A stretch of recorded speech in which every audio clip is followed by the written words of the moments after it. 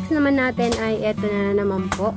Yung mga saging na sabi ni Tita Harlot at Tito Cesar kay Jano po natin ay pwede niya nang alisin to. So tamang-tama nung sinabi ko din na siguro pwedeng tanggalin to. Mas maluwang po siya, di ba? Tapos yung parang nakaumbok na naman po ng lupa. Syempre si Brian din po ang nag-imbak po niya dahil gumawa po siya ng yan, yung patubig, di ba?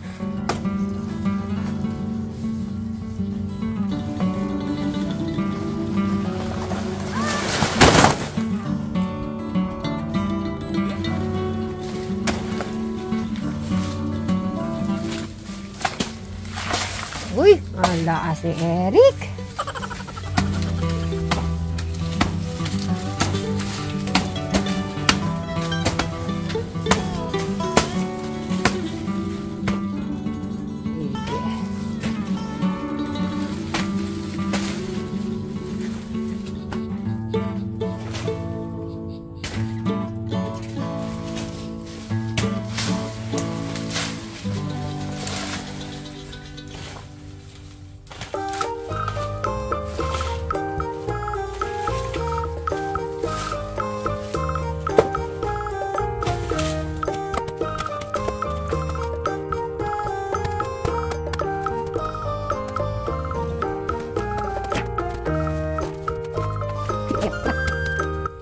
Ang ganda ng ano mo dyan nakuha. Para siyang comics sa Erika.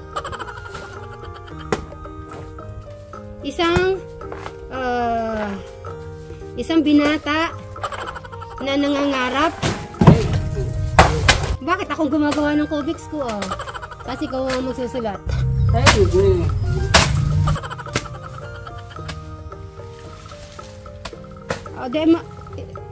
Ano tayo? Pareho tayong gumawa.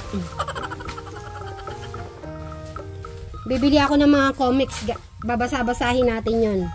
At saka pocketbook. Mga nabasa ko kagabi about po sa kwentuhan po namin ni Eric. But yung ano sa comics po yon.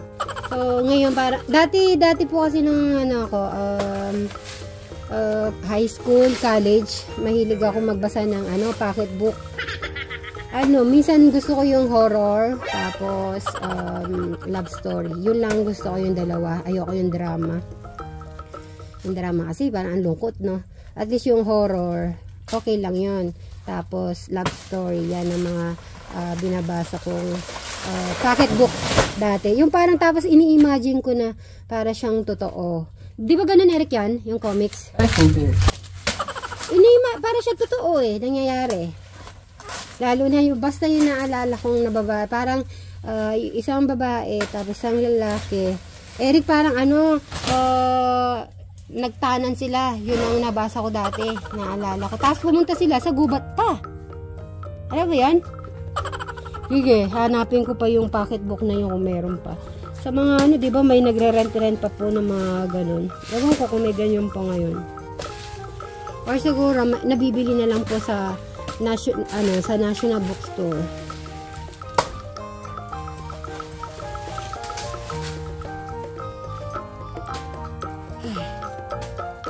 Si Eric.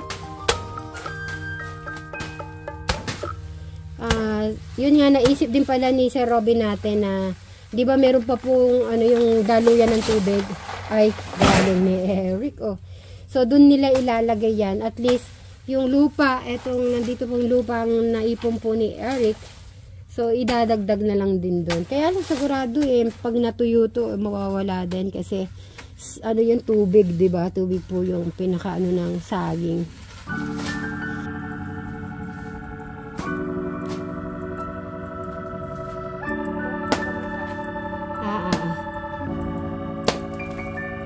Lang natin to saging matapos. Ayan. Yung pa, Eric. Yung sa gilid. Totoo ba yan, Crystal? Oo. Tawa ko na tao Anong kulay? Nandyan pa ba yung damit na yun? Sana yung baby. Tawa ko na tao. Sinuot niyo yung damit. Kasi nagsiswimming? Oo. Magaling. Gubad kasi ako nun ng blouse pag naliligo. Kasi blouse yung sinuot niya. Ay, Eric! Sige, bibili ka na ng blouse. Wag na, joke lang yan. Joke lang yun. Pero totoo talaga. Tawa ko ng tawa. Eric, ano ba talaga? Ito pa nga naalala ko eh. Ginagawa na yung pangkabita. Ganito. Lumulutang yung sa akin. So totoo yun, Eric. Nag-blouse ka, ha? Yung sando ko nung kulay pink. Tawa ko ng tawa. May sando bang pink? May zigzag na itim, black, pink yung kulay. Ang naalala ko dati yung yung may butas-butas. Yung damit ko nung bata ako, ganun damit ko. Ba't ako matandain sila, hindi na naalala pinagkagawa? Hindi, si Eric, tanda din. Hindi na niya alam lahat pinagkagawa din. Si Kuya Brian mo, alam din eh. Kaya alam, minsan, pag nagkukwentuhan kami, ayaw niya na yung naalala. Sasabihan niya na ako na, sasabihin niya lang sa akin na ayoko na maalala, sabi niya gano'n. So, gusto niya lang mga na lang. Yung nangyayari ngayon, recently. Ngayon mo lang nalaman pwede yung bedwing gawin sa babida yan. Ewan ko kung sa movie ba nakikita ko yan. Hindi, nagawa na sa babida yan. Kahit na makabal? Oo, fish pan. Nasa babida. Nakakapit ako dyan eh, lalim ng tubig sa fish pan. Dito dati fish pan eh. Dito sa bukid. Yun. Baksak. Ang luwang pala nito. Ang luwang ng ngayon likod ni Jano. Wait, hindi ba pwedeng yung kakainin? Si Robin? Hindi ba pwedeng kainin yan? Yung ubod. Manok. Pinapakain sa manok. Yung gitna niyan. Pwede. Igigisa mo lang yan ng bawang sibuyas. Di ba, Rick? Natikman mo na ba yan? Yes, yan eh. Sabaw-sabaw lang yan. Yung mga bukid-bukid, yung mga nakatira, yun ang kinakain nila. Lalo, siyempre, marunong silang ng mga, marunong na silang mamili kung yung ubod nun sa gitna. Pero meron din po atang kawayan. Kaya lang, dapat yung malambot talaga. Tumubo na yung sibuyas namin. Nasaan? Ando sa paso. Aba, sibuyas na. Eric, ano kayang natin? Itatanim natin. Papalitan na natin yung yung talong. Ano lang na kalabasa tsaka sitaw. Ayan, kalabasa, sitaw. Ha? Kalabasa na. Kalabasa tayo. Matigas ba yan? Di ka ba kumakain ng kalabasa? Sige. Gusto niyan, kokoy na luto na. Di gusto niya talaga mais eh. Sige. Gusto ko din yung kalabasa din. Pero hanapin ako ng mais. Mais na lang. Gusto ko yung gusto ni Eric na tatanim. Para mas mas aalagaan niya kasi yun. Kasi gusto niya yun. Pero yung talong naman po, okay naman po kay Eric. Kasi inalagaan naman po nila yung talong. Na Eric, anong gusto mo sa talong? Bilog or mahaba? Nandyan. Dalawa. Nandyan daw dalawa. Sa bagay, bilog at saka mahaba. Pareho lang yun, Eric. Si Eric. Hindi. Yari pa. Tanim ng lemongrass niya para hindi bugaran ng ahas. Nakita ba yung ahas na yan? Lumayas na, takot. Parang isang tao din yun eh. Shadow. Ay. At ito na ang inaano po ni Eric, yung pinaka, eto. So, pinapira-piraso niya para kasi masyado na mahaba. Para doon na lalagay na doon, tatapon na lang doon. Papatagin na ba dito? Pag sakto yung ito. Pwede nang papatag to.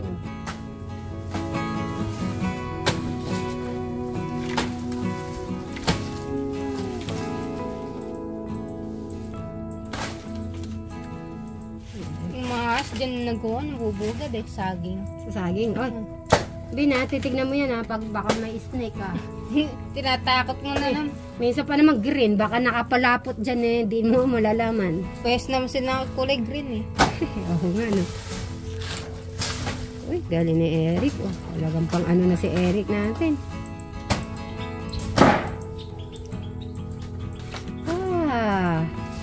Kung para magluluto tayo ng puto, magagamit natin yung dahon ng saging. Kailan ba kayo magluluto ng puto ni Madam Sharon? Sa birthday mo. Ayan. Maganda Dami yata. saging. Magluto-luto tayo sa birthday mo. Dami saging. Madali lang lumubo yung saging. Kailangan maano. Talagang No, kaya mamamatay pwede yan. tanim dito. Hindi, mamaya gagawa na naman ng ano doon. Naka-stand para itong mga kahoy naman ay ano nila. Mamaya ano na yung tanghali. Pag nakakain at nakapag-rest. So, yun na naman po yung gagawin natin.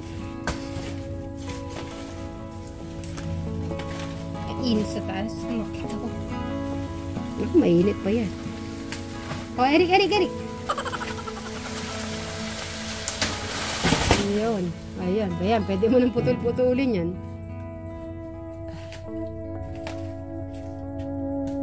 Konting ano na lang.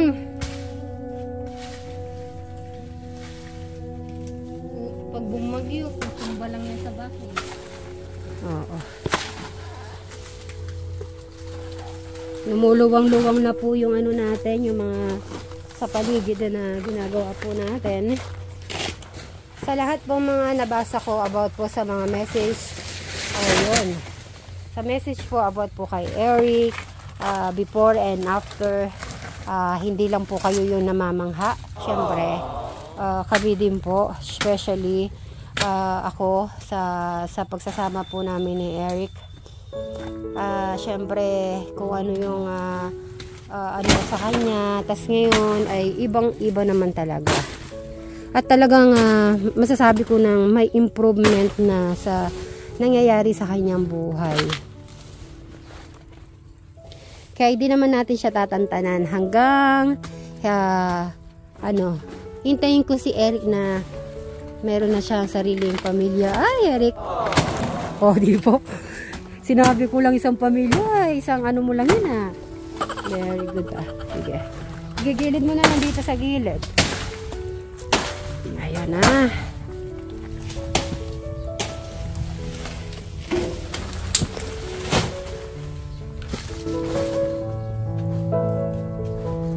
Luto na ata yung kanin. Tinda ng kahit na may.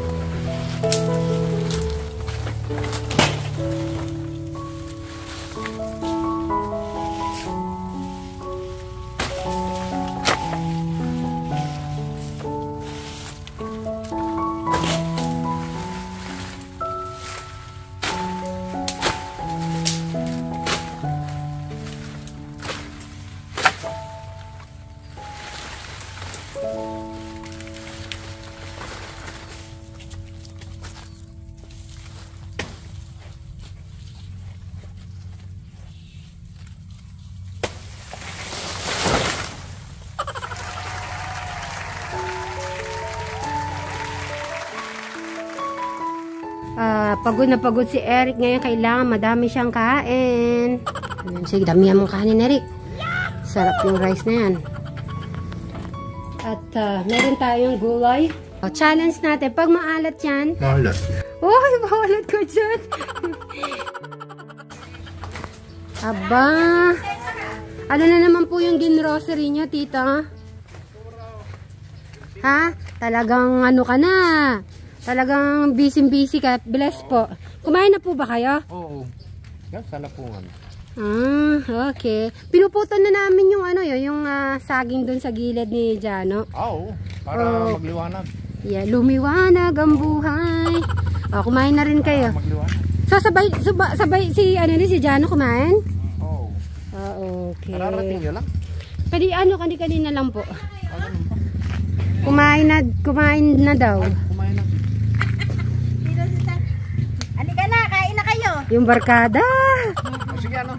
Alis na po ba kayo? Oo, may pupunta. Yan, kumain pa na. Okay, so... Ay, naku, wag mo nang ano yung si Quatro at kakakain na yan. Nang aaway pa sa kasama. si Quatro. Yes. Eh, syempre, gusto niya siya yung bida. Siya lang kakain talaga. Tingnan ko nga yung pinutol sa akin. Ay, nandoon. Okay, bye. Bye-bye. Ala. Bigla pong kumilimlim. Alam niyo po ba kung anong oras pa lang? Ay 2 PM po ng tanghali. Totoo po yata talaga yung bagyo na darating ngayong week na po na to. Wala, baka kaka-spray lang ni Bray. Kaka-spray lang po ni Brian kaninang umaga. Wag naman sanang umulan. Kung hindi. So, bati muna po tayo magandang hapon sa mga kasitmeris, katekra, mga kadyano, at mga ka-Brian subabog natin dyan. Magandang hapon. At ito na yan, ang bagyo na darating. Totoo yata.